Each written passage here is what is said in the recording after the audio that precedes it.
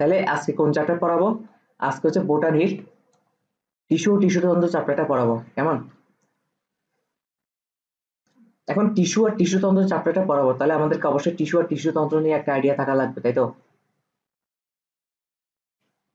Screenshot দিই নাই না, খেয়াল নাই।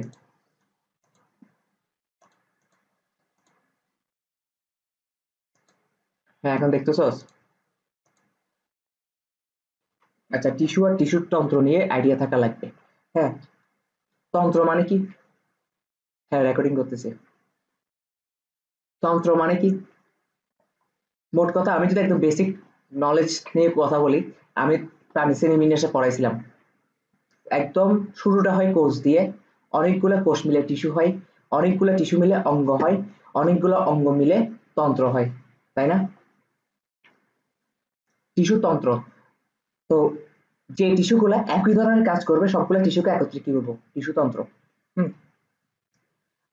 তো এখন কথা হচ্ছে টিস্যু কিভাবে গঠন হয়, টিস্যু জিনিসটা কি, টিস্যু জিনিসটা কি, এগুলো চিবাকে পড়াচ্ছিলাম।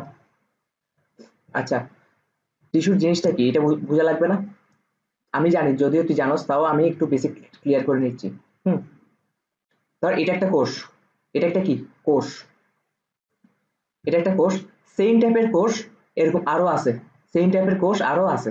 এই যে এগুলো সবগুলা কি সেম টাইপের কোষ? হ্যাঁ, এগুলো সবগুলা সেম টাইপের কোষ, সবগুলা সেম টাইপের কোষ, এবং সবগুলা কোষের উৎপত্তি একই জায়গা থেকে।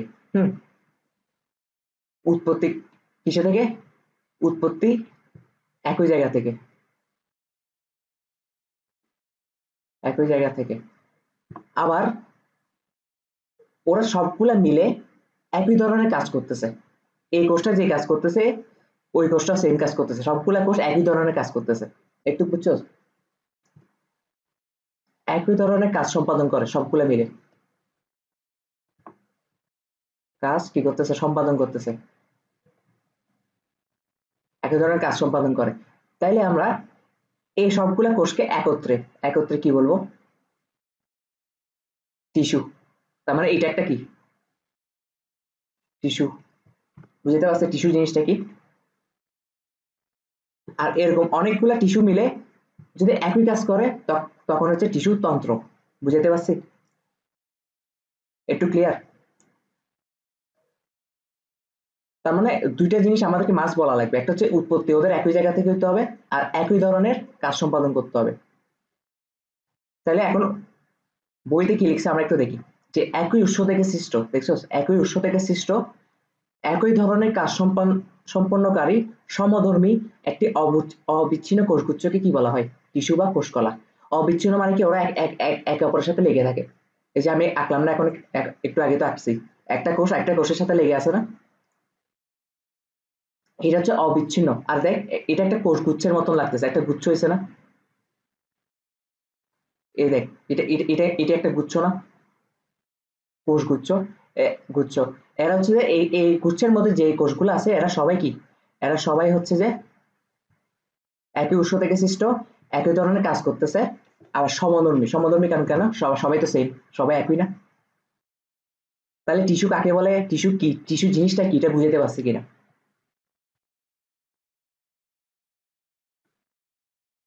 আচ্ছা, এখন টিস্যুর কিছু প্রকারভেদ আছে। হ্যাঁ, টিস্যুর প্রকারভেদ আছে, একটা হচ্ছে ভাজক টিস্যু আর একটা হচ্ছে স্থায়ী টিস্যু। নাম শুনে বোঝা যাচ্ছে যে ভাজক টিস্যু কি আর স্থায়ী টিস্যু কি। ভাজক টিস্যু মানে হচ্ছে যে ওই টিস্যুর মধ্যে যে কোষগুলা থাকবে, এই যে এই টিস্যুটার মধ্যে যে কোষগুলো আছে, এই কোষগুলো আছে, এই কোষগুলো বিভাজন হবে। হ্যাঁ, মানে আজীবন বিভাজন ক্ষমতা হতে হবে, মানে আজীবন বিভাজন হইতে থাকবে। বিভাজন মানে কি? একটা কোষ থেকে দুইটা হওয়া, দুইটা থেকে চারটা হওয়া, চারটা থেকে আটটা হওয়া, এরকম আর কি। হ্যাঁ, এরকম বিভাজন হইতে থাকবে। এই যে টিস্যুর কোষগুলা, এই যে ধর এই টিস্যুটার কোষগুলা সবগুলা কোষ বিভাজন হইতে থাকে, এই কোষ, এই টিস্যুটাকে আমরা কি বলবো? ভাজক টিস্যু। আর ধর এটা এমন একটা টিস্যু যে টিস্যুর কোষগুলা কখনো বিভাজন হয় না, যেমনি আছে এমনি রয়ে যায়, সংখ্যা বৃদ্ধি আর হবে না, তাহলে কি হবে? স্থায়ী টিস্যু। হ্যাঁ, এখন কথা হচ্ছে স্থায়ী টিস্যু সবসময় মনে রাখতে হবে, উদ্ভিদ যখন জন্মায়, যখন ভ্রূণ অবস্থায় থাকে, ওর মধ্যে শুধু ভাজক টিস্যুই থাকে। ওর মধ্যে কি থাকে? ভাজক টিস্যু। ওর মধ্যে আগে থেকে কখনো স্থায়ী টিস্যু থাকে না। তার মানে স্থায়ী টিস্যুর উৎপত্তি হয় তার থেকে, ভাজক টিস্যু থেকে উৎপত্তি হয়। এখন তোর কথা হচ্ছে, এখন একটা প্রশ্ন আসতে পারে, একটু আগে তো বলছেন যে ভাজক টিস্যুর কোষগুলো আজীবন বিভাজন হইতে থাকে। হ্যাঁ, তাহলে ভাজক টিস্যুর কোষগুলো আজীবন বিভাজন হইতে থাকলে ওখান থেকে সাইড টিস্যু সৃষ্টি হবে কেমনে? সাইড টিস্যুর কোষগুলো তো, সাইড টিস্যুর সংজ্ঞা তো বলতেছে সাইড টিস্যুর কোষগুলো বিভাজন হয় না, তাহলে দুই রকম গঠন হয়ে গেছে না? ধর এটা একটা কি, এটা একটা ভাজক টিস্যু, এখানে অনেকগুলো কোষ আছে, এখানে কি আছে, অনেকগুলো কোষ আছে, এই যে অনেকগুলো কোষ, অনেকগুলো কোষ এঁকে ফেললাম। আচ্ছা, এই ভাজক টিস্যু থেকে ধর আমি যেগুলো পয়েন্ট করে দিচ্ছি, এই কোষটা, এই কোষটা, এই কোষটা, এই কোষটা, এই কোষটা, এই কোষটা আজীবন বিভাজন হইতে থাকবে, আজীবন বিভাজন হইতে থাকবে, তার মানে এরা সবসময় ভাজক টিস্যু অন্তর্ভুক্ত হবে, তাই না? তবে কিছু কিছু কোষ, কিছু কিছু কোষ, ধর এই কোষটা, এই কোষটা, আর এই কোষটা, আর এই কোষটা, আর এই কোষটা কয়েকবার বিভাজন হওয়ার পর থেমে যাবে। হ্যাঁ, কখনো কখনো এমন ঘটনা ঘটে, থেমে যায়। থেমে যাওয়ার ফলে কি হয়, ওই ওদেরকে নিয়ে কি গঠন হয়, সাইড টিস্যু গঠন হয়। কারণ কেন, এরপর ওরা আলাদা হয়ে যায়, ওদের থেকে কি আলাদা হয়ে যায়, এই লেয়ারে আলাদা হয়ে গেছে, দেখছো? তার মানে এই টিস্যুটা এখন কি, এই টিস্যুটা সাইড টিস্যু, আর উপরেরটা কি, ভাজক। তার মানে জিনিসটা বুঝাতে পারছি কিনা? আচ্ছা, তাহলে ভাজক টিস্যু সাইড টিস্যু কি বুঝাতে পারলাম। এখন হচ্ছে বইতে কি কি লিখছি একটু আমরা দেখি। ভাজক টিস্যু, যে কোষগুলো বিভাজিত হয় তা হলো ভাজক কোষ। হ্যাঁ, যে কোষগুলো বিভাজিত হচ্ছে তা হচ্ছে ভাজক কোষ। আর ভাজক কোষ নিয়ে গঠিত টিস্যু হচ্ছে কি, ভাজক টিস্যু। হ্যাঁ, আর ভাজক টিস্যুর অপর নাম হচ্ছে মেরিস্টেম, এই লাইনটা অনেক ইম্পর্টেন্ট, মেরিস্টেম। ভাজক টিস্যুর অপর নাম হচ্ছে মেরিস্টেম, এটার থেকে এমসিকিউ অনেকবার আসছে। হুম। আচ্ছা, দাঁড়া।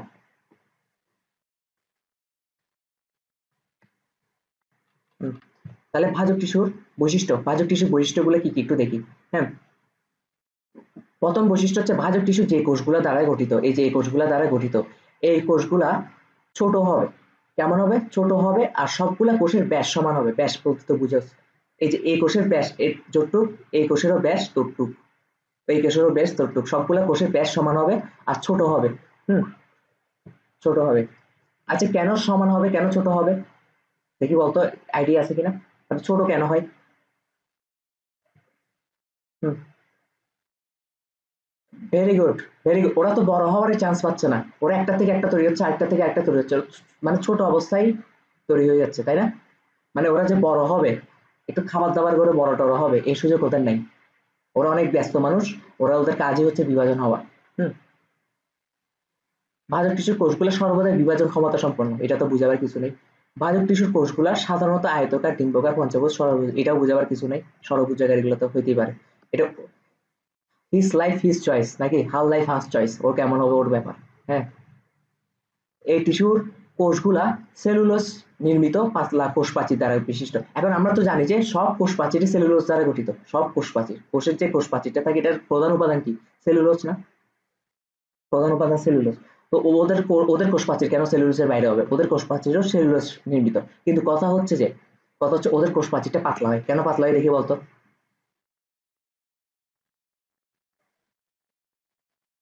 কষ্ট হবে, তাই না? যদি পাতলা না হতো তাহলে বিভাজন হইতে সমস্যা হতো না, কারণ মোটা জিনিস কাটতে বেশি সমস্যা হয়, তাই না? পাতলা জিনিস টুস টুস করে কেটে যায়। তো বিভাজন হওয়া মানে কি, অনেকটা কেটে যাওয়া, একটা থেকে একটা ছুটে যাওয়া, তাই না? একটা থেকে দুইটা সৃষ্টি হওয়া। কোষের নিউক্লিয়াস অপেক্ষাকৃত বড় আকারের, দানাদার, ঘন সাইটোপ্লাজমে পূর্ণ, দেখি বলতো কোষের নিউক্লিয়াসটা কেন অপেক্ষাকৃত বড়? এতক্ষণ তো সব ছোট ছোট, নিউক্লিয়াসটা কেন বড়?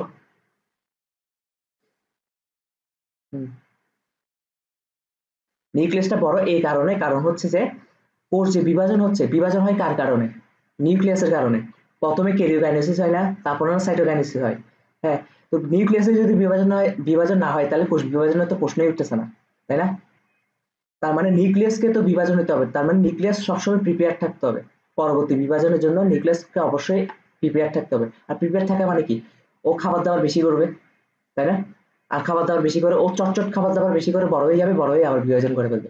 কোষ, কোষের দেহ বড় হওয়ার আগে নিউক্লিয়াস আগে বড় হয়ে যাবে, বুঝতে পারছি? আর ঘন সাইটোপ্লাজমের পূর্ণ থাকে, ঘন সাইটোপ্লাজমের পূর্ণ থাকে, এটা এটা ব্যাপারটা একদম ইজি ব্যাপার।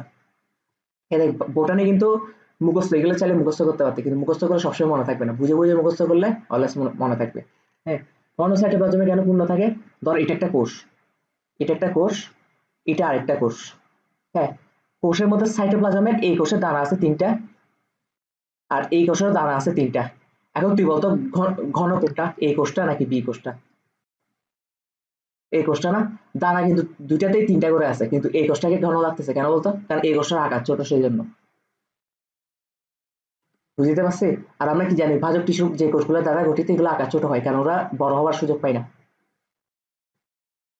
ক্লিয়ার?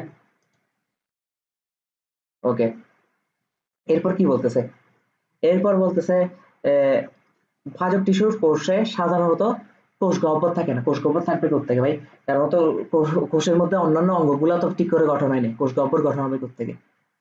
কারণ ওদের এত সুযোগ নেই, ওরা অনেক ব্যস্ত মানুষ, ওদের কাজ হচ্ছে শুধু বিভাজন হওয়া, একটার পর একটা তৈরি হবে।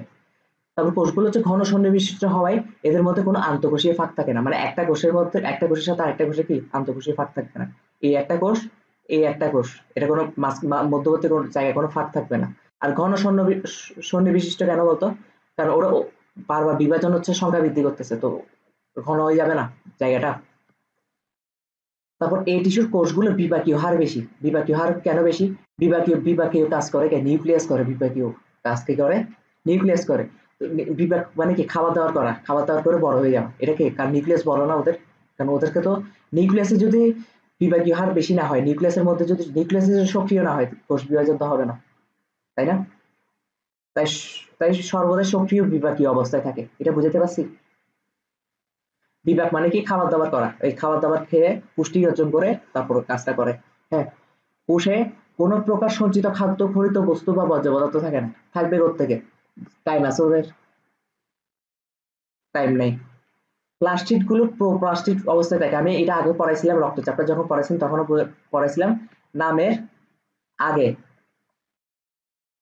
আগে যদি প্রো থাকে, প্রো, আর নামের শেষে যদি জেন থাকে, জেন, তার মানে বুঝতে হবে ওই জিনিসটা কি? নিষ্ক্রিয়। ওই জিনিসটা কি? নিষ্ক্রিয়। তাহলে প্রোপ্লাস্টিড মানে কি? প্রোপ্লাস্টিড মানে হচ্ছে নিষ্ক্রিয় প্লাস্টিড, তাই না? নিষ্ক্রিয় প্লাস্টিড। এখন কথা হচ্ছে যে নিষ্ক্রিয় কেন? আবারও সেম ব্যাখ্যা, না? কারণ হচ্ছে যে প্লাস্টিড কেন লাগে খাদ্য তৈরি করতে?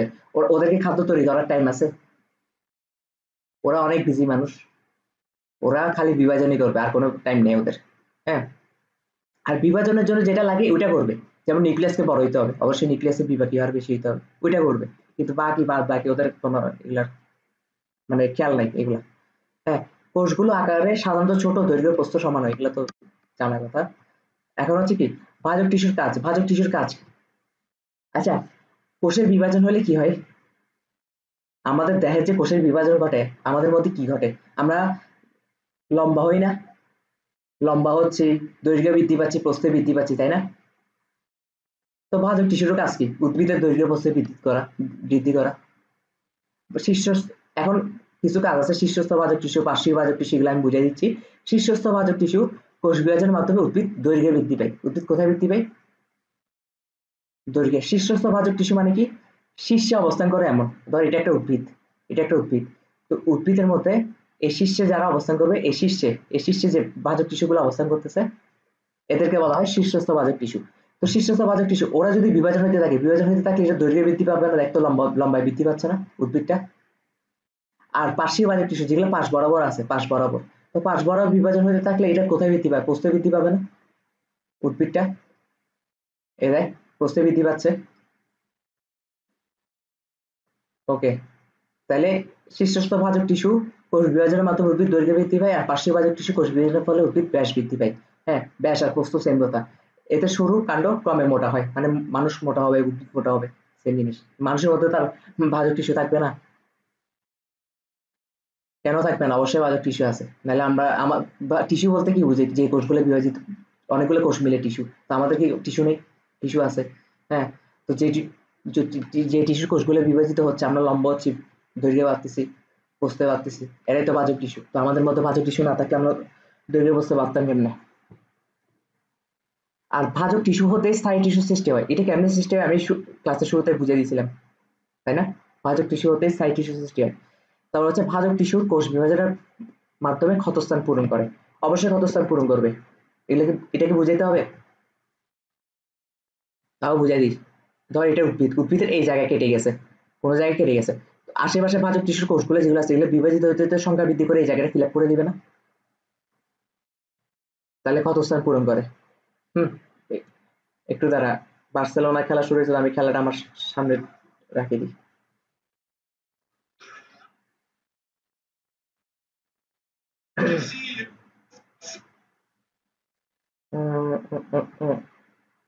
একটু দ্বারা খেলাটা চালায় রাখি, অন্তত গোল হইলে বুঝতে পারো।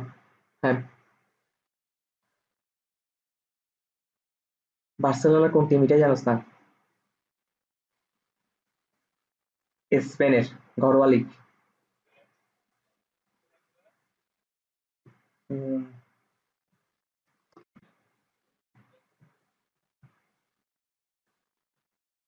আচ্ছা, তাহলে আমরা কোথায় আসলাম বলতো? ভাজক টিস্যুর কাজগুলাতে আসছে, তাই না? ভাজক টিস্যুর কাজ সবগুলো পড়াইছি না? এবার হচ্ছে ভাজক টিস্যুর শ্রেণী বিভাগ। হ্যাঁ, ভাজক টিস্যু শ্রেণী বিভাগ। আচ্ছা, ইন্টারগ্যালারি ভাজক টিস্যু, নিবেশিত তার আমি নিজে একটু রিভাইজ দিই। হ্যাঁ, গ্যালারি বা নিবেশিত ভাজক টিস্যু। হ্যাঁ, কি আছে টপিক? উৎপত্তি অনুসারে প্রারম্ভিক ভাজক টিস্যু, প্রাইমারি ভাজক টিস্যু, সেকেন্ডারি ভাজক টিস্যু অবস্থান অনুসারে। আচ্ছা, ঠিক আছে, দেখ ভাজক টিস্যুর শ্রেণী বিভাগটা কয়েকভাবে করা যায়। একটা হচ্ছে উৎপত্তি অনুসারে করতে পারি, উৎপত্তি অনুসারে উপর ভিত্তি করে। আরেকটা করতে পারি কিসের উপর, মানে অবস্থানের উপর ভিত্তি করে। হ্যাঁ, আমি এই দুটা জিনিস একসাথে পড়াই যাব, আমি এই দুটা জিনিস একসাথে পড়াই যাব। বাকিটা তুই ইয়া দিতিস, রিডিং দিতিস, কেমন? কারণ ইয়াতে অনেকটা দুইটা সেম ভাবে সেম পড়াই।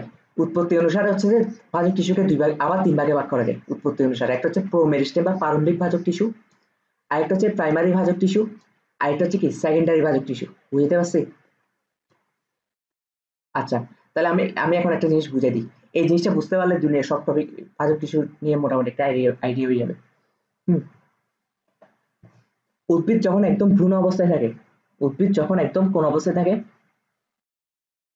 ভ্রূণ অবস্থায় থাকলে তখন সামান্য হইলে তো ওর কাণ্ড সৃষ্টি হয়, তাই না? কাণ্ড বা মূল তো সৃষ্টি হয় ভ্রূণ অবস্থায়। ধর এটা কাণ্ড, এটা হচ্ছে কি কাণ্ড। এই কাণ্ডর এই ছোট জায়গা, কাণ্ডর এই ছোট জায়গা আছে না, একটা ছোট জায়গা দেখতেছোস, এই যে ছোট জায়গা, এই ছোট জায়গা থেকে পরবর্তীতে সব ভাজক টিস্যু উৎপত্তি ঘটে, সব ভাজক কোষের উৎপত্তি ঘটে এই ছোট জায়গা থেকে, একদম ভ্রূণ অবস্থাতে যখন থাকে। তো যখন এই ছোট জায়গা থেকে উৎপত্তি শুরু করে, হ্যাঁ, এই ছোট অঞ্চলটাকে, এই ছোট অঞ্চল যেটা আছে, এই যে জায়গা অঞ্চলটা থেকে কি উৎপত্তি শুরু করছে, এই যে অঞ্চলটাকে, হ্যাঁ, এই অঞ্চলটাকে বলা হয় প্রারম্ভিক ভাজক টিস্যু। এটাকে কি বলা হয়? প্রারম্ভিক ভাজক টিস্যু। প্রারম্ভিক ভাজক টিস্যু কিন্তু অ্যাকচুয়ালি টিস্যু না, এটা একটা অঞ্চল। বুঝতে পারছি? প্রারম্ভিক ভাজক টিস্যু একদম ছোট অঞ্চল থেকে পরবর্তীতে কাণ্ড বা মূলের শীর্ষে এই অঞ্চলটা থাকে। নর্মালি উদ্ভিদ যখন ভ্রূণ অবস্থাতে থাকে তখন ওর কাণ্ড বা মূলের শীর্ষে একটা অঞ্চল থাকে, যে অঞ্চল থেকে পরবর্তীতে সব ধরনের ভাজক টিস্যুর উৎপত্তি হয়েছে। আর তাহলে ওই অঞ্চলটাকে আমরা কি বলবো? প্রারম্ভিক। নাম শুনে বুঝতেছো মানে শুরু করবে প্রারম্ভিক। হ্যাঁ, এরপর এই প্রারম্ভিক ভাজক টিস্যু থেকে প্রথম শুরুর দিকে যে কোষগুলো উৎপন্ন হবে, হ্যাঁ শুরুর দিকে, এই যে শুরুর দিকে এই কোষগুলো উৎপন্ন হয়েছে তোর ভাজক কোষ। হ্যাঁ, শুরুর দিকে এই কোষগুলো উৎপন্ন হয়েছে, এই কোষগুলো উৎপন্ন হয়েছে, শুরুর দিকে হচ্ছে এই কোষগুলো উৎপন্ন হয়েছে। এরকম উৎপন্ন হইতে হইতে এরকম এরকম হাজার হাজার কোষ উৎপন্ন হয়ে গেছে, হাজার হাজার কোষ উৎপন্ন হয়ে গেছে, এগুলো সবগুলো ভাজক টিস্যু। সব বুঝতে পারলাম। এই শুরুর দিকে হলুদ কালারটা দেখতে পাচ্ছ, হলুদ কালার, এই হলুদ কালারের যে কোষগুলো তৈরি হয়েছে এগুলো দেখ, এগুলোর অবস্থান কিন্তু প্রারম্ভিক ভাজক টিস্যুর অঞ্চলকে ঘিরে, ওই অঞ্চলকে ঘিরে না, একদম কাছাকাছি না প্রারম্ভিক ভাজক টিস্যুর সাথে হলুদ কোষগুলা। এই শুরুর দিকে যে কোষগুলো উৎপন্ন হয় এগুলাকে বলা হয় প্রাথমিক ভাজক টিস্যু। প্রাথমিক ভাজক টিস্যু। বুঝতে পারছি? প্রাথমিক প্রাথমিক ভাজক টিস্যু। হ্যাঁ, তার মানে প্রাথমিক যদি প্রশ্ন করে তোকে, যদি মুখের উপর একটা প্রশ্ন ছুড়ে মারে যে প্রাথমিক ভাজক টিস্যুর অবস্থানটা কোথায়, তুই কি বলবি? আরম্ভিক ভাজক টিস্যুর আশেপাশে। হ্যাঁ, এই যে কই গেল? দেখ, এটা প্রারম্ভিক বাহক টিস্যু না?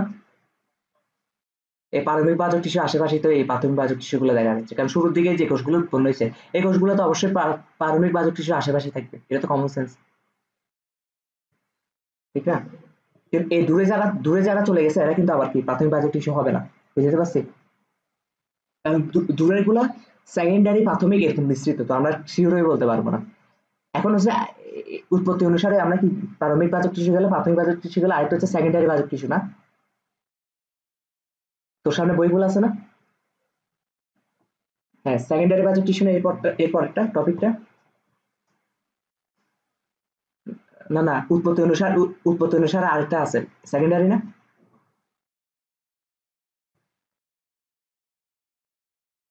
সেকেন্ডারি, তার মানে সেকেন্ডারিটা বুঝাইনি এখনো, সেকেন্ডারিটা বাকি আছে। আচ্ছা, সেকেন্ডারিটা কি? সেকেন্ডারি, সেকেন্ডারি নামটা শুনে দ্বিতীয়বার লাগতেছে না, মানে দ্বিতীয়বার কিছু একটা হচ্ছে। হ্যাঁ, এ- একটু আগে কি বুঝাই আসছি, একটু আগে বুঝে আসছি না যে ভাজক টিস্যুর কিছু কিছু কোষ বিভাজন হওয়া বন্ধ করে দেয়, ওই কোষগুলাকে নিয়ে স্থায়ী টিস্যু গঠন হয়। কিন্তু উদ্ভিদের কোনো কোনো প্রয়োজন অনুসারে এই স্থায়ী টিস্যুগুলা, যে স্থায়ী টিস্যুগুলা ভিতর কোষগুলা বিভাজন হওয়া বন্ধ করে দিছে, এই স্থায়ী টিস্যুর কোষগুলা, এই কোষগুলা আবার বিভাজন হওয়া শুরু করে, এটা কখন হয়? প্রয়োজন অনুসারে। হুম, আবার বিভাজন হওয়ার প্রয়োজন বলতে তো দৈর্ঘ্য বৃদ্ধি হতে হচ্ছে, বা কোনো জায়গায় আমি কেটে দিছি, এমন জায়গায় কাটছি যে জায়গায় উদ্ভিদের কি স্থায়ী টিস্যু ছিল। হ্যাঁ, তো ওই ক্ষতস্থান পূরণ করার জন্য ওদেরকে আবার বিভাজন হতে হবে না, আবার বিভাজন হওয়া শুরু হয়। হ্যাঁ, তার মানে কি শুরুতে, রাইট, ওরা কিন্তু একদম শুরুতে কিন্তু ভাজক টিস্যুই ছিল, ভাজক কোষই ছিল, তা না?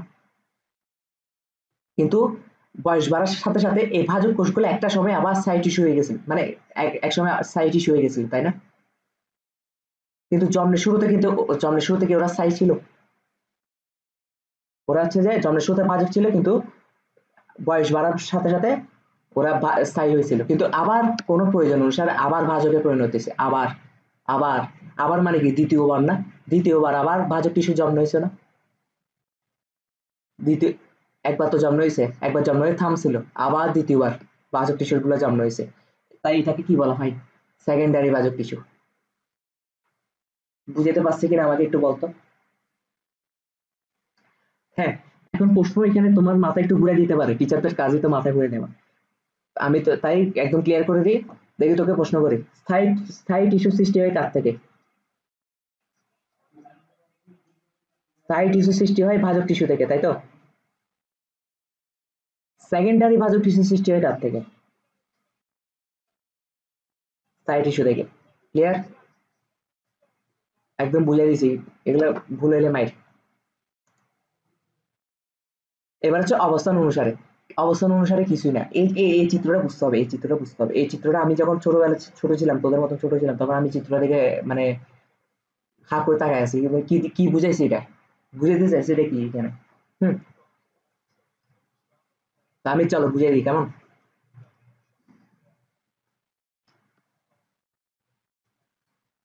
আহ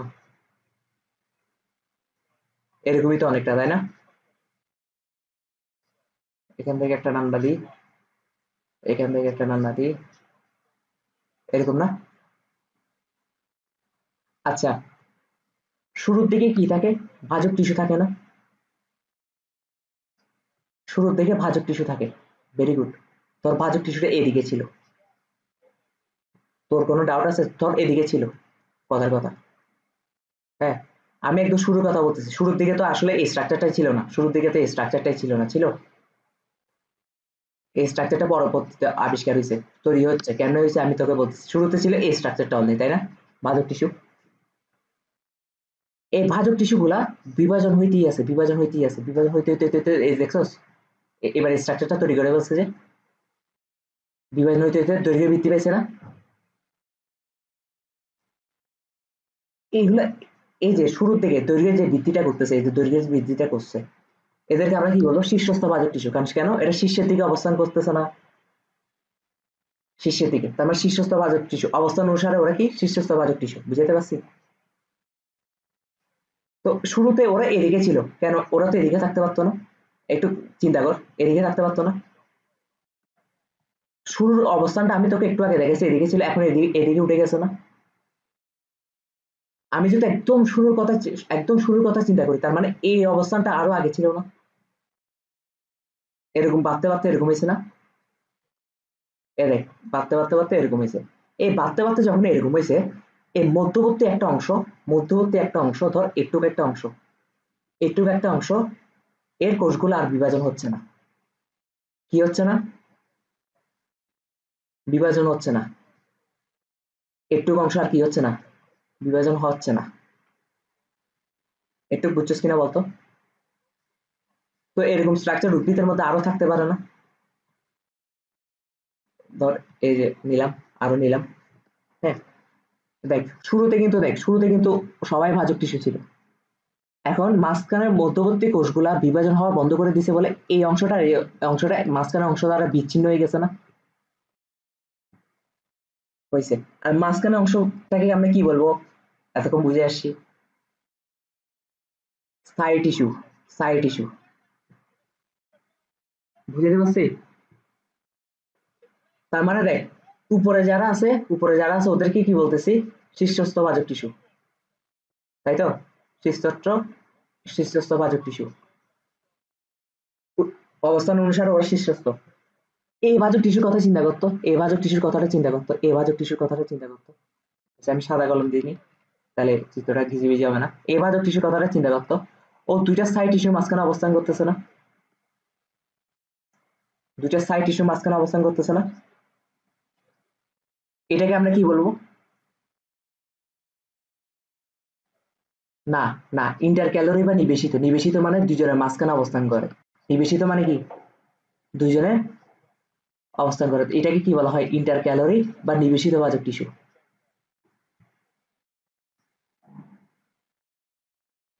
নিবেশিত ভাজক টিস্যু।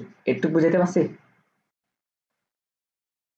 আচ্ছা, এখন দেখ, এখন কোনো কোনো কারণে কোনো কারণে স্থায়ী টিস্যুগুলা প্রয়োজন অনুসারে আবার ভাজক টিস্যুতে পরিণত হয় না?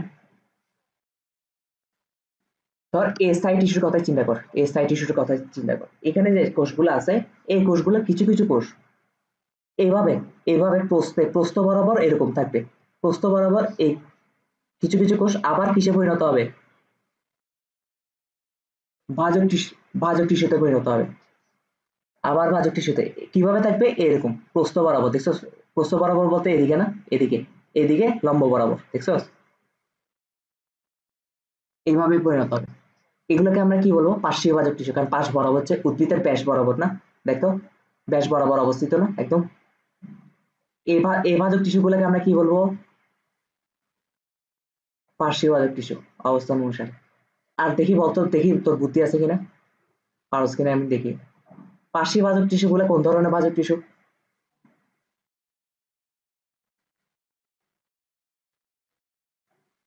না, না, পার্শ্বীয় ভাজক টিস্যু গুলা কোন ধরনের ভাজক টিস্যু? সেকেন্ডারি। সেকেন্ডারি ভাজক টিস্যু না? কারণ কেন? ওরা আবার জন্মগ্রহণ করছে। হ্যাঁ, কারণ সাই টিস্যু থেকে আবার উৎপত্তি লাভ করছে ওরা, বুঝাতে পারছি? সেকেন্ড বার জন্মগ্রহণ করছে। তার মানে আমরা কি এইটা বলতে পারি দুনিয়ার সব পার্শ্বীয় ভাজক টিস্যু সেকেন্ডারি ভাজক টিস্যু? সেকেন্ডারি ভাজক টিস্যু। তাহলে তাহলে তোকে আমি উৎপত্তি অনুসারে ভাজক টিস্যু ভাগ দেখাই দিছি, অবস্থান অনুসারে দেখাই দিছি, একদম ভালো করে বুঝাই দিছি। এর থেকে বেটার ওয়ে তার বোঝানো মনে পসিবল না। হ্যাঁ, এগুলো বইতে লাইন পড়লে তুই বুঝতিও না। আচ্ছা, এখন একটা শর্টকাট টেকনিক শিখিয়ে দিই, যেহেতু বোটানি জুলজির ক্ষেত্রে ইম্পর্টেন্ট হচ্ছে কি এমসিকিউ বেশি ইম্পর্টেন্ট, তাই না? ইয়াতে কি বলে, সেকেন্ডারি কথাটা থাকবে না, দাঁড়া। হ্যাঁ, সেকেন্ডারি কথাটা থাকবে। যেখানে সেকেন্ডারি কথাটা আছে সেখানে, এই চ্যাপ্টারে যেখানে সেকেন্ডারি কথাটা আসে সেখানে বুঝবি যে ক্যাম্বিয়াম কথাটা আছে। কি কথাটা আছে? ক্যাম্বিয়াম। যেমন সেকেন্ডারি ভাজক টিস্যুর উদাহরণ কি? কক ক্যাম্বিয়াম, ইন্টারফেসিকুলার ক্যাম্বিয়াম, দেখছস? তা প্রথম হচ্ছে কক ক্যাম্বিয়াম। কক মানে কি? কক মানে হচ্ছে গাছের বাকল, বুঝতে পারছি? আর ক্যাম্বিয়াম হচ্ছে এক বিশেষ ধরনের কোষ। ক্যাম্বিয়াম কি এটা এখন বুঝবি না, এটা এটা যখন জাইলেম ফ্লোয়েম বুঝাবো তখন বুঝবি, এখন না। হ্যাঁ, তবে কক কক মানে কি এটা তো বুঝছস, গাছের বাকল। হ্যাঁ, ঠিক সেম ভাবে পার্শ্বীয় ভাজক টিস্যু কি, একটু আগে কি বলছি, পার্শ্বীয় ভাজক টিস্যু সবগুলো কি সেকেন্ডারি ভাজক টিস্যু না? তার মানে পার্শ্বীয় ভাজক টিস্যুর এক্সাম্পল কি হবে, ওই যে ইন্টারফেসিকুলার ক্যাম্বিয়াম, কক ক্যাম্বিয়াম, শেষ। দেখছো, সেকেন্ডারি জিনিসটা যেখানে থাকবে এখানে কি ক্যাম্বিয়াম কতটা থাকবে এক্সাম্পলে। হ্যাঁ, তো এখানে তো সব লাইন লাইন বাই লাইন পড়াবার কিছু না, এগুলো তুই নিজে পড়বি, তোকে তো মেইন থিমটা বুঝিয়ে দিছি। হ্যাঁ, আর এক্সাম্পল গুলো বেশি ইম্পর্টেন্ট। যেমন নিবেশিত ভাজক টিস্যুর এক্সাম্পল কি, ঘাস জাতীয় উদ্ভিদ, পাইন, হস্টেল, এগুলো হচ্ছে নিবেশিত ভাজক টিস্যু এক্সাম্পল। হ্যাঁ, ফুলের ফোটায়, পর্বসন্ধি, মধ্যপর্বের গড়া। হ্যাঁ, আচ্ছা, আমি তো আবার বুঝাইতে গেলে সবই বুঝাই ফেলি, আমি নিজেকে আটকে রাখতে পারি না, এত কিছু লাগবেও না তো। যদিও দেখি পর্বমধ্য বলতে কি বুঝোস, পর্বমধ্য।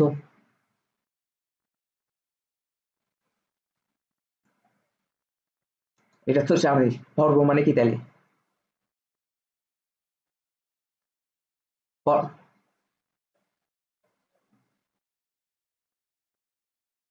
না না না, দেখ এটা এটা কাণ্ড, তো এটা তোর কাণ্ড, কাণ্ডের এই স্থান থেকে কি পাতা তৈরি হয়েছে, এই স্থান থেকে আরেকটা পাতা তৈরি হয়েছে। হ্যাঁ, এখন পাতা তৈরি হয়েছে, এই স্থানটাকে আমরা বলবো পর্ব। হ্যাঁ, এই স্থানটাকে আমরা কি বলবো, পর্ব। আর দুইটা পর্বের মধ্যবর্তী জায়গা যেটা আছে এটা কি, পর্বমধ্য, পর্বমধ্য। বুঝাতে পারছি? তো এক্সাম্পল গুলা নিজে নিজে পড়ে ফেলবি। হুম, তাহলে এ গেল হচ্ছে যে অবস্থান অনুসারে আর উৎপত্তি অনুসারে। এখন আমরা পড়াবো কি কোষ বিভাজন অনুসারে, কি পড়াবো, কোষ বিভাজন অনুসারে।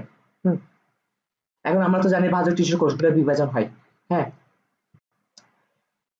আমরা কি জানি দুনিয়ার সব বস্তু ত্রিমাত্রিক না, ত্রিমাত্রিক। হ্যাঁ, দৈর্ঘ্য প্রস্থ উচ্চতা, ভেরি গুড, ত্রিমাত্রিক। মানে দুনিয়ার সব বস্তু কিন্তু 3D স্ট্রাকচার, তাই তো? যে টিস্যুর কোষগুলা, যে টিস্যুর কোষগুলা 3 অক্ষ বরাবরের বিভাজন হইতে থাকে, 3 অক্ষ বরাবরে কি বিভাজন হইতে থাকে। হ্যাঁ, এই যে 3 অক্ষ বরাবরের বিভাজন হইতে আছে, 3 অক্ষ বরাবর বিভাজন হইতে থাকলে পুরা জায়গাটা একটা পিঞ্জে পরিণত হবে না, একটা পুঞ্জের মতন, কোষ পুঞ্জের মতন একটা পুঞ্জ গঠন হবে না, কারণ সব জায়গায় বিভাজন হচ্ছে, সব জায়গায়, সব অক্ষ বরাবর বিভাজন হচ্ছে। আমি তো আনতে যেমন যে আঁকতেছি কোষগুলা, হ্যাঁ, এই যে সব জায়গায় বিভাজন হচ্ছে, এটা পুঞ্জের মতন গঠন হয়েছে না, কোষপুঞ্জ। এই যে দেখ, এই ধরনের ভাজক টিস্যুকে বলা হয় মাছ ভাজক টিস্যু। কি বলা হয়, মাছ, মাছ, মাছ ভাজক টিস্যু। হুম, আচ্ছা, আমাদের বই, আমাদের বই, আমাদের বই দ্বিমাত্রিক নাকি ত্রিমাত্রিক? বইয়ের বইয়ের উপরে পৃষ্ঠটা, বইয়ের, না বইয়ের জাস্ট উপরে পৃষ্ঠটা, শুধু দৈর্ঘ্য আর প্রস্থ আছে না, আর কিছু আছে, উচ্চতা নাই। আমি শুধু বইটাকে উপর থেকে দেখতে বলতেছি তোকে, বলতেছি বইটাকে উপর থেকে দেখ, দ্বিমাত্রিক।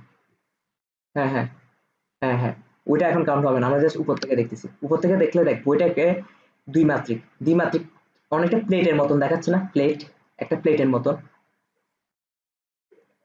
কারণ এখানে আমরা খাবার রেখে খাইতে পারবো না, একটা প্লেটের মতন না, একটা পৃষ্ঠ। আর যে টিস্যুর কোষগুলো 2 অক্ষ বরাবর বিভাজন হয় এদেরকে বলা হয় প্লেট ভাজক টিস্যু। কি বলা হয়, প্লেট ভাজক টিস্যু। জাস্ট এক মানে একটা তল বরাবর হবে, জাস্ট বুঝতে পারছি, এই শুধু এই তলটা, এই তলটা এই তল বরাবর হবে। হ্যাঁ, তাহলে এটাকে কি বলবো, প্লেট ভাজক টিস্যু।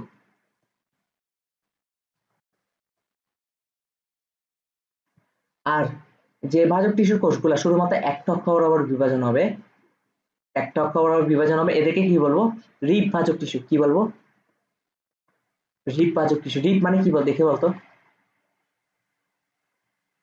হ্যাঁ, এটাকে কেন রিব ভাজক টিস্যু বলা হচ্ছে, প্লেট কেন বলা হচ্ছে, ওটাকে মাছ কেন বলা হচ্ছে, এগুলো তো বুঝিয়ে দিয়ে আসছে। মাছ মানে হচ্ছে পুঞ্জ। হ্যাঁ, এখন এটাকে কেন রিব বলা হচ্ছে, এটাকে রিব এই কারণে বলা হচ্ছে, আমাদের শরীরের বডি আছে না, বডির বুকের স্ট্রাকচার তো জানোস, এরকম অনেকগুলা কি পশু আছে না, এখানে ভিতরে হৃৎপিণ্ড থাকে, যাই যেটা থাকুক। এই পশুপাগুলোকে ইংলিশে কি বলা হয়? হৃদ বলা হয়। হ্যাঁ, এখন দেখতো এগুলা দেখতে অনেকটা এরকম নাকি? কারণ স্ট্রাকচারটা একটু এভাবে এক হয়ে যাচ্ছে না, এক লাইন বরাবর। এই যে রিব, এটা একটা রিব হয়ে গেছে না, রিবের মতন দেখতে না? সেই জন্য এটাকে বলা হয় রিব ভাজক টিস্যু। বুঝতে পারছি?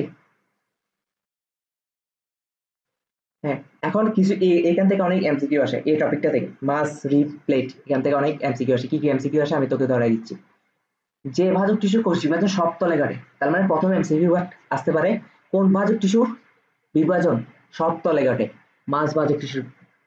তারপর আরেকটা কি আসতে পারে, ফল সৃষ্ট কোষ সমষ্টি কোনো নিয়মে সজ্জিত না হয় একটা কোষপুঞ্জ গঠন করে। তার মানে কোন ভাজক টিস্যু কোষ বিভাজনে কোষপুঞ্জ গঠন করে?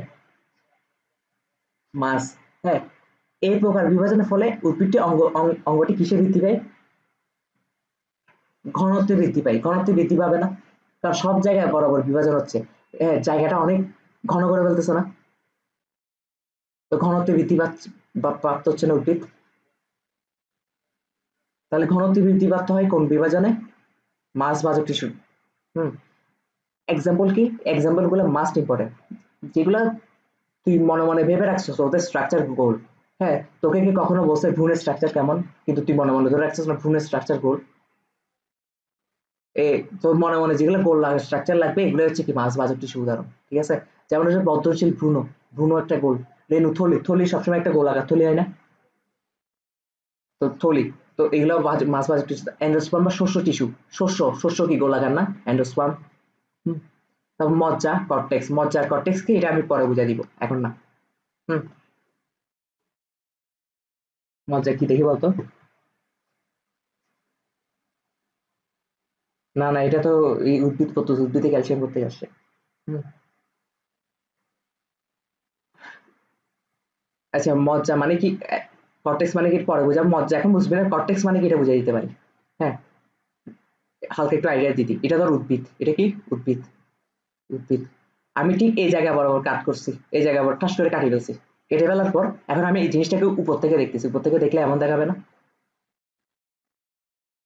এই পুরা বডিতে, এই পুরা বডিতে যা আছে, যা আছে সবগুলো কি, এই পুরো অংশটাকে কি বলতেছি?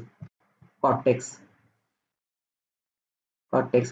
যদিও কর্টেক্স না পুরো অংশ, কারণ কেন এখন হচ্ছে যে আমি একটা মজ্জাটা বুঝাই দিই।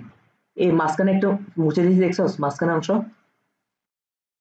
এই মাঝখানে অংশ হচ্ছে মজ্জা। এটা হচ্ছে মজ্জা।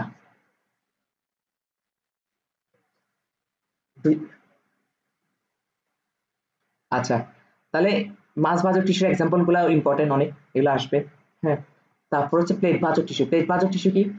প্লেট ভাজক টিস্যু হচ্ছে প্লেটের মতো করে সজ্জিত হয়, কারণ দুই অক্ষ বরাবর দুইটা তলে বিভাজিত হচ্ছে। হুম। এই প্রকার বিভাজনের ফলে অঙ্গটি আয়তনে বৃদ্ধিপ্রাপ্ত হয়। তাহলে আয়তনে বৃদ্ধিপ্রাপ্ত হয় কোন বিভাজনের কারণে? প্লেট ভাজক টিস্যু। তারপর হচ্ছে যেমন কি পাতা, যেমন পাতা একটা প্লেটের মতন, আমরা পাতায় ভাত খাই না এখন অনেকে? আগে তো আদি মানুষরা পাতায় ভাত খাইতো। কলা পাতায়। তো ওইভাবে মনে রাখতে পারো, তার মানে পাতা কি একটা প্লেট ভাজক টিস্যু এক্সাম্পল। তার হচ্ছে বহিষ্ণ বহির্ত্বক, ত্বক কি একটা প্লেটের মতন না? আমাদের গায়ের ত্বক গুলো দেখ একটা প্লেটের মতন। হুম। তো ত্বক যে কথাটা থাকবে এটা কি? প্লেট ভাজক টিস্যুর এক্সাম্পল। হুম। আর রিব ভাজক টিস্যু, রিব ভাজক টিস্যু তো বুঝাই দিয়েছি কি, এক সারিতে অবস্থান করবে, সবগুলো এক সারিতে অবস্থান করবে না?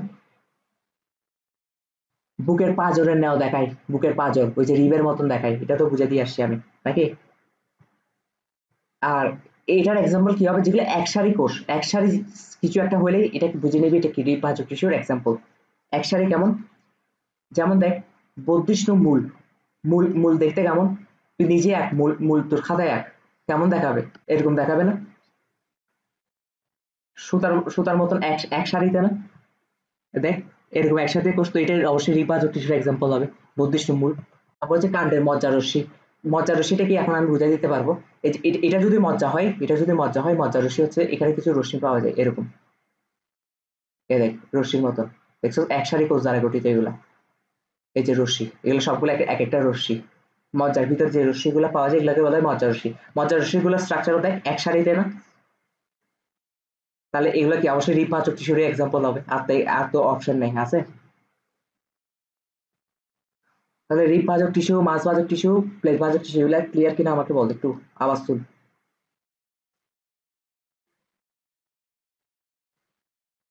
ক্লিয়ার? আচ্ছা, এবার হচ্ছে কাজ অনুসারে। এখন হচ্ছে মেন পড়া শুরু এই চ্যাপ্টারের। মেন পড়া না, এতক্ষণ যা পড়াইছে এখান থেকে অনেক প্রশ্ন আসে, ওগুলো মেন পড়া ছিল। তবে এখন হচ্ছে সৃজনশীল একটু বাড়তি টাড়তি জিনিস আসবে আর কি এখান থেকে। হুম, কাজ অনুসারে কি অনুসারে? কাজ অনুসারে, কাজ অনুসারে ভাজক টিস্যুকে কয় ভাগে ভাগ করা যায়? 3 ভাগে ভাগ করা যায়। হ্যাঁ, একটা হচ্ছে প্রোটোটাম, একটা হচ্ছে প্রোটোটাম, তার আরেকটা গোল খেলাম নাকি, আরেকটা হচ্ছে প্রোকেম্বিয়াম, আরেকটা হচ্ছে গ্রাউন্ড মেরিস্টেম। হ্যাঁ, আচ্ছা, প্রোটোটার্ম, ডার্ম মানে কি দেখি বলতো? এগুলো অনেকবার বুঝিয়ে দিয়ে আসছি। ডার্ম ডার্ম ডার্ম মানে কি? ভুলে গেছোস? ডার্ম মানে হচ্ছে আবরণ। আবরণ, ডার্ম মানে কি? আবরণ। তার মানে যে টিস্যু গুলা উদ্ভিদের আবরণ তৈরি করে ওই টিস্যু গুলাকে কি বলতেছে? প্রোটোটার্ম বলতেছে। যে বাহ্যিক টিস্যু গুলা উদ্ভিদের আবরণ তৈরি করে ওদেরকে বলতেছে প্রোটোটার্ম। প্রোক্যাম্বিয়াম, প্রোক্যাম্বিয়াম কারা? যে টিস্যু গুলা উদ্ভিদের মধ্যে পরিবহন টিস্যু গঠন করতেছে। কি গঠন করতেছে? পরিবহন, পরিবহন। পরিবহন মানে, পরিবহন মানে কি? কিছু একটা জিনিস পরিবহন করে যাচ্ছে। এটা তো একদম কমন সেন্সের ব্যাপার। উদ্ভিদের মূল থেকে পানি পানি শোষণ করে, পানিটা একসময় পাতায় যায়, পৌঁছায় না? তো পাতা মূল থেকে যে পাতায় নিয়ে গেছে এটা একটা পরিবহন করছে না? কেউ একজন তো পরিবহন করে নিয়ে গেছে, নাহলে তো যাইতো না। হুম। আবার উদ্ভিদের পাতার মধ্যে যে খাবারগুলো তৈরি হয়, ফলগুলো তৈরি হয়, ওই ফলের পুষ্টিগুলো উদ্ভিদের সারা দেয়া আসে না? তাহলে ওই পুষ্টিগুলো তো কেউ একজন পরিবহন করে নিয়ে আসছে, নাকি? তো যে কোষগুলো, যে কোষগুলা যে কোষ, যে টিস্যুর কোষগুলা, যে টিস্যুর কোষগুলা এই পরিবহনের সাথে দায়ী, এই টিস্যুর কোষগুলাকে কি বলা হয়? ওই টিস্যুগুলাকে বলা হয় জাইলেম আর ফ্লোয়েম। আমরা যখন জাইলেম আর ফ্লোয়েম পড়বো তখন বুঝবো। আর এই জাইলেম আর ফ্লোয়েম গুলাকে একসাথে বলতেছে প্রোকেম্বিয়াম। বুঝতে পারছি? তার মানে প্রোকেম্বিয়াম হচ্ছে যে টিস্যুর কোষগুলা পরিবহন টিস্যু গঠন করে। বুঝতে পারছি? আর পরিবহন টিস্যু কি কয় প্রকার? কি প্রকার? জাইলেম আর ফ্লোয়েম। জাইলেম কি করে? মূল থেকে পানিগুলা উদ্ভিদের সারা দিয়ে নিয়ে যায়। আর ফ্লোয়েম কি করে? ওই ফল যেটা তৈরি হচ্ছে খাবার থেকে পুষ্টিগুলা উদ্ভিদের সারা দিয়ে নিয়ে আসে। হ্যাঁ, ওকে। এবার গ্রাউন্ড মেরিস্টেম। গ্রাউন্ড মেরিস্টেম একদম ইজি। আবরণ, উদ্ভিদের ভিতর আবরণ, আবরণ তৈরি করতেছে কে? প্রোটোটার্ম টিস্যুগুলা, ঠিক না? প্রোটোটার্ম বাজক টিস্যুগুলা। আর উদ্ভিদের ভিতর পরিবহন টিস্যুগুলা গঠন করতেছে কে? প্রোকেম্বিয়াম ভাজক টিস্যুগুলা, তাই না? এই দুইটা টিস্যু বাদ দিলে বাকি যা উদ্ভিদের ভিতর পাওয়া যায় এগুলো হচ্ছে গ্রাউন্ড মেরিস্টেম। যেমন কর্টেক্স, মজ্জারশ্মি, এ দেখ, একটু আগে তো চিত্র রাখছি। হ্যাঁ, এটা যদি আবরণ হয়, এটা যদি আবরণ হয়, এটা যদি আবরণ হয়, হ্যাঁ, এটা যদি আবরণ হয়, আবরণ তৈরি করছে কে? প্রোটোটার্ম না? আর জাইলেম ফ্লোয়েম নর্মালি এই যে এই মজ্জারশ্মিগুলো ফাঁকে অবস্থান করে। হ্যাঁ, ফাঁকে অবস্থান করে, এই যে এগুলো, এগুলো হচ্ছে জাইলেম ফ্লোয়েম। তার মানে এই দুইটা জিনিস বাদ দিলে বাকি যা আছে, বাকি যা আছে এগুলাই তো কি? Ground meristem. বুঝতে পারছি? এই বাকি যা আছে, এই বাকি যা অংশগুলা যে টিস্যু গঠন করে এই টিস্যু গুলাকে কি বলা হয়? Ground meristem. হ্যাঁ, তার মানে বুঝছো আমরা কিন্তু এটা আমরা মজার জন্য বলি, এভাবে কাটছি না, এবার কেটে উপর থেকে দেখতেছি। হ্যাঁ, উপর থেকে দেখার পর যে স্ট্রাকচারটা আমরা দেখতেছি, যে স্ট্রাকচারটা দেখতেছি, তার মানে এই স্ট্রাকচারটা এখানেও আছে, এখানেও আছে, এখানেও আছে, এরকম না? তার মানে দেখ, জাইলেম ফ্লোয়েম যদি এখানে উপরে দেখা যায়, জাইলেম ফ্লোয়েম নিচেও দেখা যাবে না? এই যে জাইলেম দেখছো, এগুলো হচ্ছে জাইলেম। এই জাইলেমটা এভাবে যাইতে যাইতে মূল পর্যন্ত গেছে, মূল থেকে এবার পানিটা সারা দেহে নিয়ে যাচ্ছে।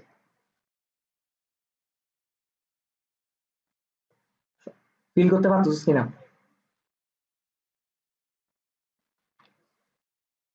হ্যাঁ বল।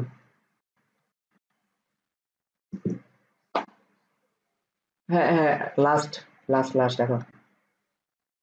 দাঁড়া, আর পড়াবো কিনা দেখি। হ্যাঁ, আর একটু পড়াবো, টিস্যু তন্ত্র এক পর্যন্ত পড়াবো।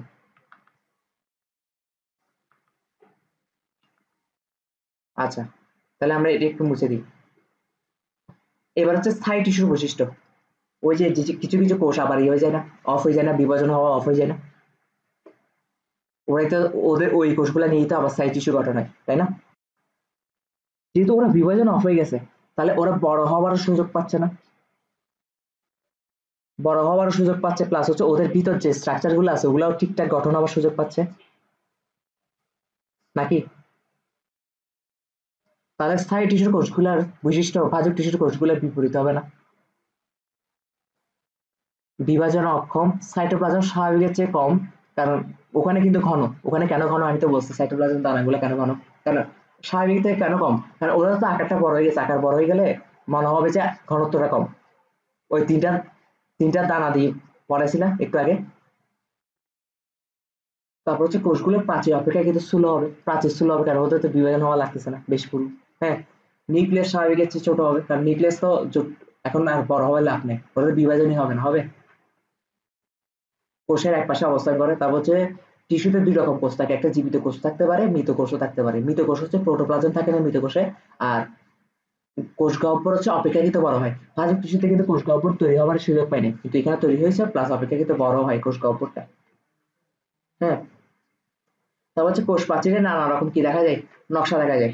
হ্যাঁ, স্থায়ী টিস্যুর কাজ কি হবে, যে কাজগুলো ভাজক টিস্যু করতো না এই কাজগুলো কি করবে, স্থায়ী টিস্যু খাদ্য তৈরি করবে, পানীয় খাদ্যগুলো সঞ্চয় করে রাখবে, পানীয় খাদ্যের পরিবহন করবে, দৃঢ়তা প্রদান করবে। ক্লিয়ার? স্থায়ী টিস্যুর শ্রেণীবিভাগ, গঠন ও কাজের ভিত্তিতে স্থায়ী টিস্যু তিন প্রকার: সরল টিস্যু, জটিল ও জটিল টিস্যু, ক্ষরণকারী বা নিঃস্রাবী টিস্যু। সরল টিস্যু কোনগুলা? সরল টিস্যু যে কোষগুলা দ্বারা গঠিত, টিস্যু মানে কি অনেকগুলো কোষ দ্বারা গঠিত না, আর সরল টিস্যু যে কোষগুলা দ্বারা গঠিত হয় ওই কোষগুলো হচ্ছে একই রকম কোষ দিয়ে গঠিত। আমি যে চোখে আকার আকার আকৃতি সমান, আর হচ্ছে নামও সেম। ধর কথার কথা ধর একটা টিস্যুর কথা বলতেছি, যে টিস্যুটা হচ্ছে স্থায়ী টিস্যু, আর স্থায়ী টিস্যুর মধ্যে সরল টিস্যু।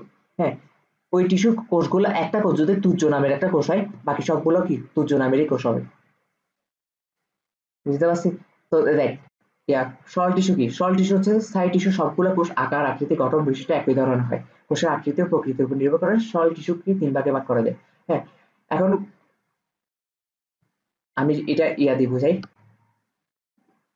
ধর এটা একটা টিস্যু, এটা আরেকটা টিস্যু, এটা আরেকটা টিস্যু, এটাও সরল, এটাও সরল, এটাও সরল। তাহলে সরল টিস্যুকে তিন ভাগে ভাগ করছে। হ্যাঁ, এই সরল টিস্যুর কোষগুলো দেখা যাচ্ছে এরকম এরকম এরকম টাইপের, এরকম স্ট্রাকচারের কোষ দ্বারা গঠিত। হ্যাঁ, এরকম টাইপের কোষ দ্বারা গঠিত, সবগুলো কিন্তু এরকম স্ট্রাকচারই হবে, কারণ এটা সেই জন্যই তো ওরা সরল। হ্যাঁ, দেখতে দেখতে সবগুলো সেম। হ্যাঁ, এই টাইপের কোষগুলোকে বলতেছে প্যারেনকাইমা। হ্যাঁ, প্যারেনকাইমা কি বলতেছে, প্যারেনকাইমা এই টাইপের কোষগুলো। তার মানে সরল টিস্যু কেন, একটা টিস্যুর কোষ যদি প্যারেনকাইমা হয় সবগুলো কি হবে, প্যারেনকাইমাই হবে, এগুলো সবগুলো প্যারেনকাইমা, সেজন্য সরল। হ্যাঁ, তারপর হচ্ছে যে কি বলে, কোলেনকাইমা, তাই তো? কোলেনকাইমার কোষগুলো হচ্ছে এরকম, এগুলো সব এটা এই কোষটাকে কি বলে, কোলেনকাইমা, কোলেনকাইমা। তাহলে ওর সবগুলো কোলেনকাইমা হবে না, এই টিস্যুর কোষগুলা, কোষ কোষগুলো কোলেনকাইমা। স্ক্লেরেনকাইমার কোষগুলো হচ্ছে একটু কাটা কাটা কাটা কাটা কাটা, অনেক কাটা কাটা। হ্যাঁ, স্ক্লেরেনকাইমা। তার মানে সবগুলো স্ক্লেরেনকাইমা হবে না, কারণ কেন, ওরা সরল, আর সরল টিস্যুর মধ্যে সব যে কোষ দ্বারা গঠিত সবগুলো ওই কোষ দ্বারা গঠিত। হ্যাঁ, মানে সবগুলা একটা টিস্যুর ভিতর সবগুলো সেম কোষ দ্বারা গঠিত হয়। তার মানে এভাবে সরল টিস্যুকে তিন ভাগে ভাগ করা গেছে না, একটা প্যারেনকাইমা, একটা কোলেনকাইমা, একটা স্ক্লেরেনকাইমা। তো এইভাবে ভাগ করছে আর কি। হ্যাঁ, তারপর হচ্ছে জটিল টিস্যু, কমপ্লেক্স টিস্যু। আচ্ছা তোকে একটা এগুলো ফিল করাই দিই, ফিল না করলে পরে মজা পাবি না। উদ্ভিদের মধ্যে একটু অংশ, এই যে একটু অংশ দেখতে পাচ্ছ, এই যে একটু অংশ, আবরণ আর জাইলেম ফ্লোয়েম বাদে সব অংশ কিন্তু আলটিমেটলি স্থায়ী টিস্যুতে পরিণত হয়। হ্যাঁ, তার মানে আলটিমেটলি সবচেয়ে একটু অংশ যখন স্থায়ী টিস্যুতে পরিণত হচ্ছে, একটু অংশ সবগুলো জিনিস হয় প্যারেনকাইমা দিয়ে গঠিত হবে, নতুবা কোলেনকাইমা দিয়ে গঠিত হবে, নতুবা স্ক্লেরেনকাইমা দিয়ে গঠিত হবে না। বুঝতে পারছি? কারণ এই অংশ যদি স্থায়ী না হতো তাহলে তো উদ্ভিদ বড় হইতে হইতে মহাকাশ চুরি হতো। হ্যাঁ, উপগ্রহে যে বাড়ি খেত নাকি। আচ্ছা, তাহলে এখন হচ্ছে সরল টিস্যু কি এটা বুঝাতে পারছি। জটিল টিস্যু কি, জটিল টিস্যুর কোষগুলো হচ্ছে যে সেম হবে না, কি সেম হবে না। সরল টিস্যুতে কি ছিল, প্যারেন্ট প্যারেনকাইমা দিয়ে কোষ গঠিত হলে সবগুলো প্যারেনকাইমা কোষ ছিল। হ্যাঁ, জটিল টিস্যুতে কি হবে, একটা টিস্যুর ভিতরে প্যারেনকাইমা কোষও থাকতে পারে, কোলেনকাইমা থাকতে পারে, স্ক্লেরেনকাইমা থাকতে পারে। হ্যাঁ, থাকতে পারে। একাধিক প্রকার কোষ দ্বারা গঠিত। সম্মিলিতভাবে এই ধরনের কিন্তু কাজ করবে, কিন্তু একই ধরনের কাজ করবে। হ্যাঁ, এক্সাম্পল কি? জাইলেম টিস্যু আর ফ্লোয়েম টিস্যু। একটু আগে বলতে পারছি, একটু আগে বলছেন যে জাইলেম আর ফ্লোয়েম হচ্ছে বাজক টিস্যু, এখন আবার বলতেছেন সাই টিস্যু। হ্যাঁ, শুরুতে জাইলেম আর ফ্লোয়েম কি ছিল? বাজক টিস্যু ছিল। একটা সময় যে সাইতে পরিণত হয়েছে। বুঝতে পারছি? এবার হচ্ছে ক্ষরণকারী নিঃস্রাবী টিস্যু, যে টিস্যু কোষগুলা থেকে বর্জ্য পদার্থ নিষ্কাশন হয়, এগুলো হচ্ছে কি ক্ষরণকারী বা নিঃস্রাবী টিস্যু। হ্যাঁ, এই ক্ষরণকারী বা নিঃস্রাবী টিস্যুর উপর ভিত্তি করে এটাকে আবার দুই ভাগে ভাগ করছে। একটা হচ্ছে তড়িৎক্ষয়ী টিস্যু আর একটা হচ্ছে কি গ্রন্থি টিস্যু। বুঝতে পারছি? আর কোন ধরনের বর্জ্য পদার্থ বের হয় এটা পরীক্ষায় চলে আসবে। আমরা তো গাধার মতন কি দুম করে পড়ে চলে যাবো গা, পড়ে চলে যাওয়ার পর কি হবে? আমরা তো বলবো যে কি আমি তো সবই বলছি, প্রশ্ন এখান থেকে কেন আসছে? এর টিচারও দোষ দিবি, কিন্তু টিচারও দোষ দিতে লাভ নেই। বই তো আছে, রেজিন, গদ, উদ্বায়ী তেল, আঠা, এগুলো হচ্ছে কি নিঃস্রাবী টিস্যু, নিঃস্রাবী টিস্যু থেকে রসগুলা বের হয়। বুঝাতে পারছি?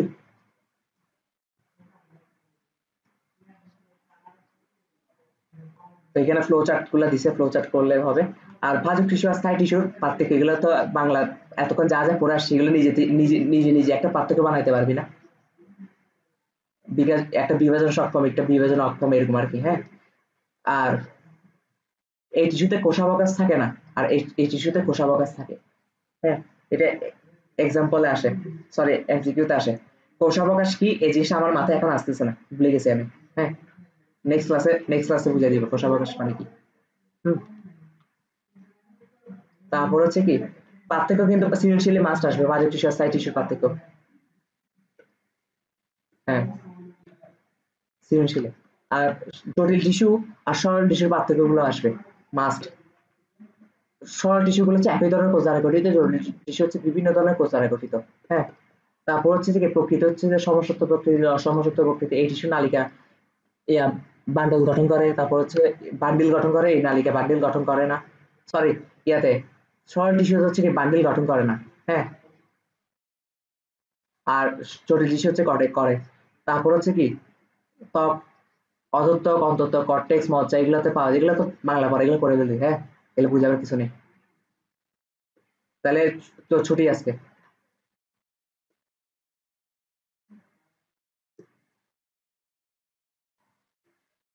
ওকে।